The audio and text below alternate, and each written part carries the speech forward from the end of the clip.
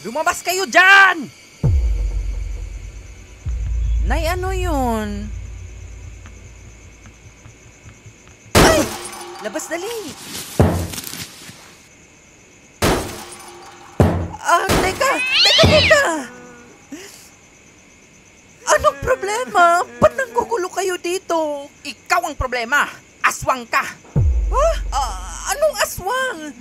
Simula nung dumating kayo dito sa lugar namin, sunod-sunod na namatay yung mga alaga naming hayop. Puro na lang kamalasan ang nangyayari dito. Grabe kayo mambintang ha. May ebidensya ba kayo?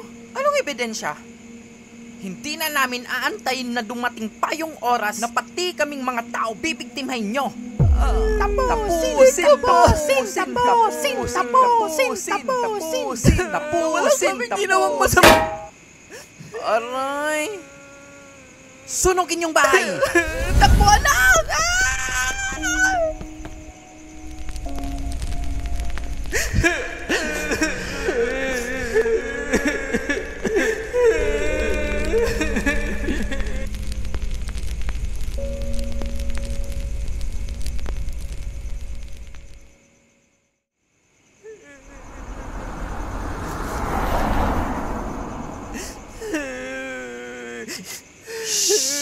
Anak, tana.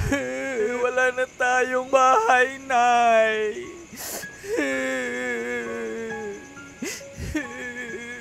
Nay? Totoo po ba na aswang kayo? Anak, huwag kang maniwala sa sabi-sabi. Puro pambibintang lang mga sinasabi nila. At hayaan mo na. Ang importante, walang nasaktan sa atin. Ligtas tayo. Di naman tama na yun na api-apihin lang nila tayo tapos pagbintangan ng kung ano-ano. Hayaan mo na. Ay, Nay, pusa oh. Ay, wag anak. Pusang itim, malas yan. Ay, wow ha? Sawa ko pa ngayon ng malas. Ang kapal ng face mo, te. Kayo talagang mga tao, napaka-judgmental. Sino dyan naglalaro ng Rolbo?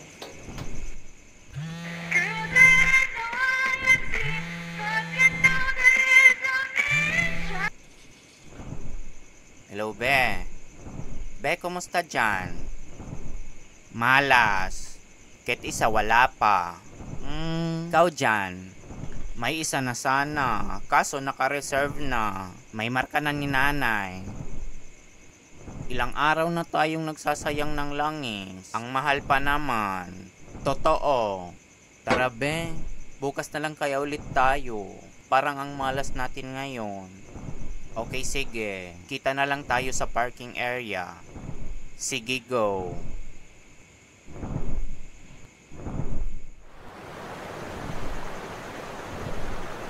Connected.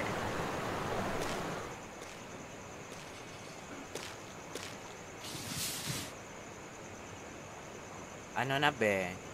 Lalim ng iniisip mo. Be, pansin mo ba? Ang bilis maubos ng mga buntis dito sa atin. Kahit tayo lang naman yung mga aswang dito. Actually, pansin ko din yan, Be. Nagtataka na din ako, almost 2 weeks na laging ganito. I feel like there's something wrong. I feel the same. Ay, may naisip ako. Ano?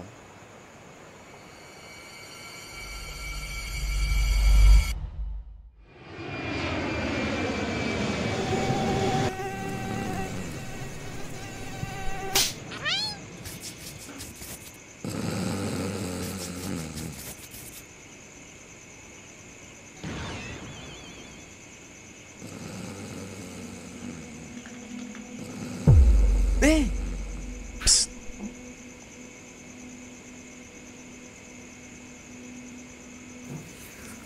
Checkmate.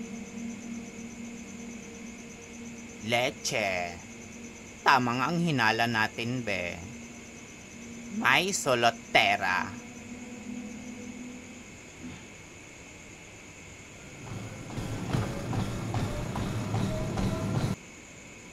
King ina mo akla.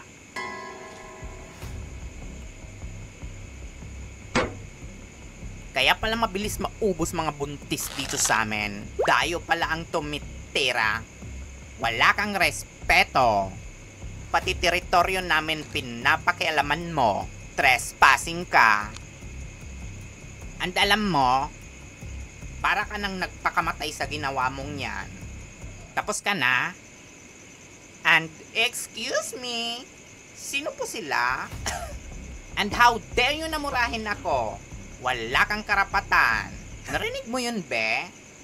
Sofer, kapal. Ayusin mo sagot mo, ha? Kung gusto mo pa makauwi ng buhay. And in the first place, sinimulan mo to. Nananahimik kami rito. So you deserve na mamura. Actually, kulang pa ang mura sa food shortage na naidulot mo sa amin. Kung wala lang yung mga CCTV na yan, kanina pa kita nasa bunutan. Kalma, be.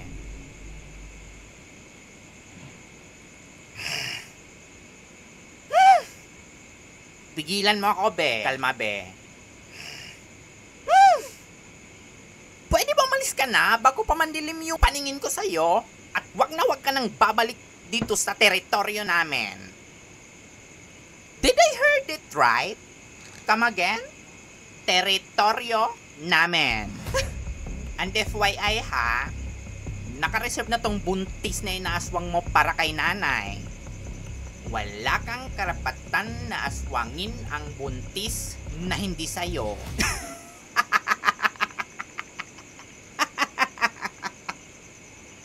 Pathetic. May nakakatawa ba? Oo, mukha mo. Alam mo, ang dami mong sinasabi. Oh. Ano naman to? Permit lang naman yan na nagpapatunay na pwede ako mangaswang sa lugar na to. Permado yan ni Mayor. Valid for 3 years. And to be fair lang ha, pwede patingin ng permit nyo. O ano? Wala. Of course meron. Oh, meron pala. Patingin. Show me. Right here, right now.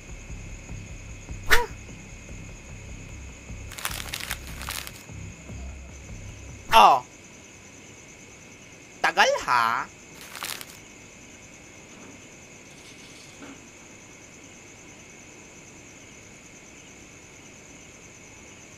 Teka. Expire na to ah. 2014 pa. At saka yung pirma oh. Forgery to. Hay! Ito na nga sinasabi ko. Ayaw mo kasi mag-renew. I tried. Kaso hindi pinipirmahan ni Mayor yung mga papeles natin. Remember, hindi natin siya binoto nung eleksyon. So, kolorum lang muna tayo for this season. More likely, TNT. Nothing beats a Jet Fuel Ah, day. And right Good now, morning po, Teacher Klang. Good morning din sa'yo, Anika. Ako na po sa dala niyo, ma'am. Ang bait naman ng batang to. Thank you.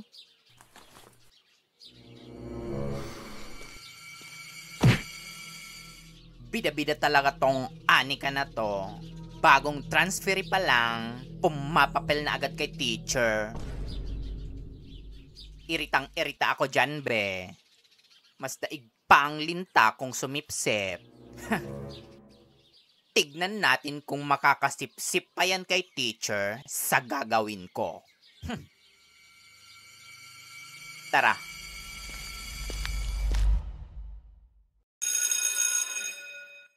Okay, class. That's all for today. See you tomorrow.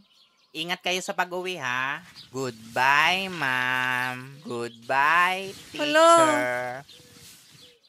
Oh, Shelby. Teacher, yung pera ko po nawawala. Sure ka? I-double check mo, andyan lang yan.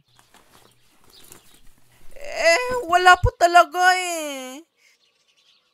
Si Anika lang po yung nakita ko kanina sa classroom bago po nawala yung pera ko sa bag. Uy, hala, ba't ako? Anika? Hala, di ko po yan magagawa, teacher. Mas kakayanin ko pang magmahal ng may asawa kaysa magnakaw. Shelby, masama ang magparatang ha? Tignan mo naman yung itsura niyan, ma. Wala pang ginagawang masama, person of interest na. My point, pero wala kang pruweba. Ma'am, pwede po pakicheck ng bag ni Anika? Ay, second demotion. Hala, sige. Para matapos na to, patingin ako ng bag mo, Anika. Sure, ma'am. Oh.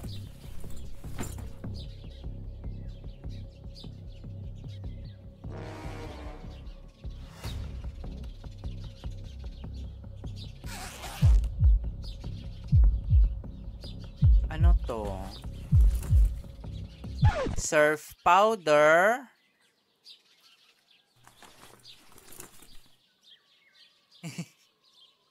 Ano to, be?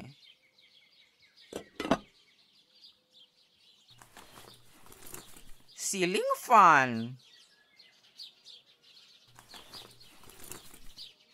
Ay, grabe. Daig pakyat bahay. Uy, Anika, paano to nagkasya? May blower pa. Gawain pa ba yan ng aswang? Balde. Ano to, be? Bag ni Doraemon? Oh! Paano to nagkasya dito, be? Hanger? Grabe. Ang daming ninakaw, ma'am. Tsaka, heater! What?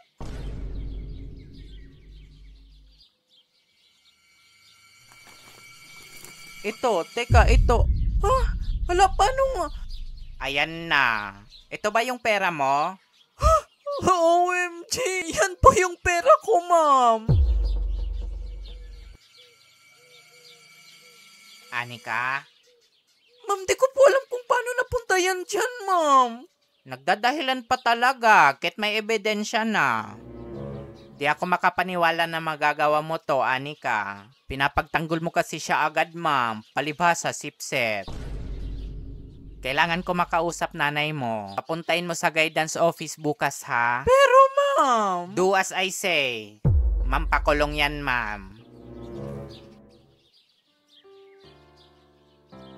Oh. Sige na, uwi na kayo. Bye, ma'am. Ingat kayong lahat sa magnanakaw. Tara, be.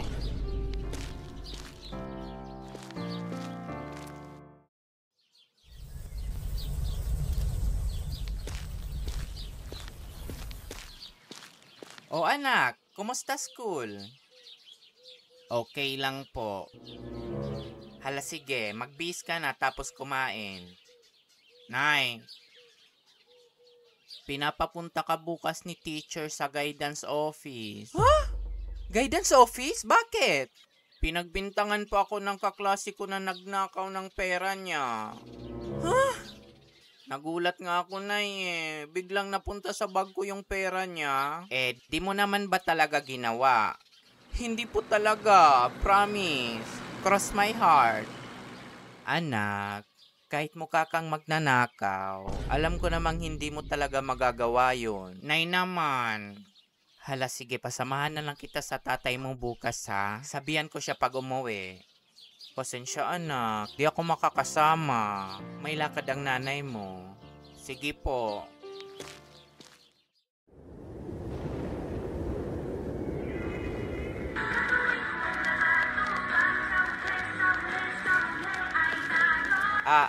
Magandang araw po, ma'am.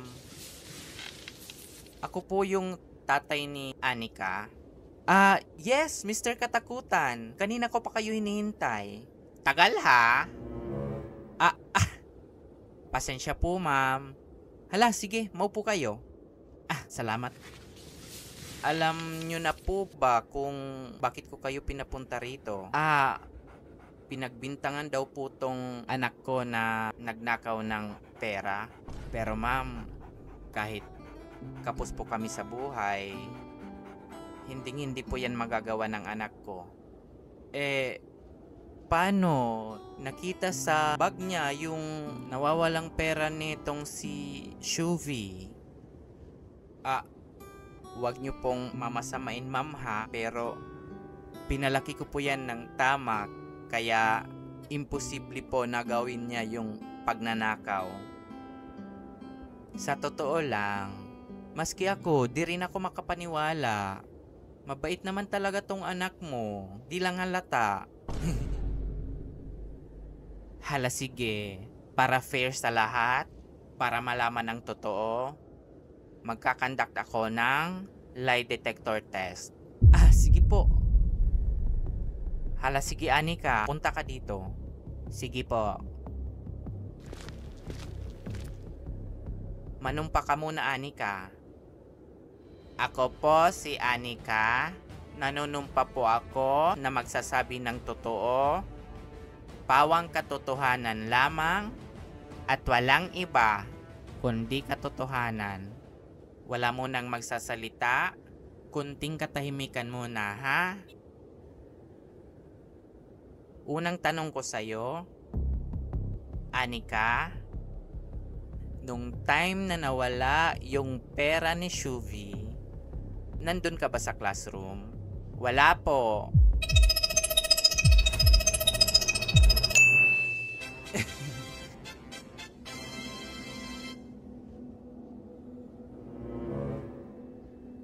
Okay, sige, Anika, diretsuhin na kita. Ikaw ba yung nagnakaw ng pera ni Shuvi? Confidently, no.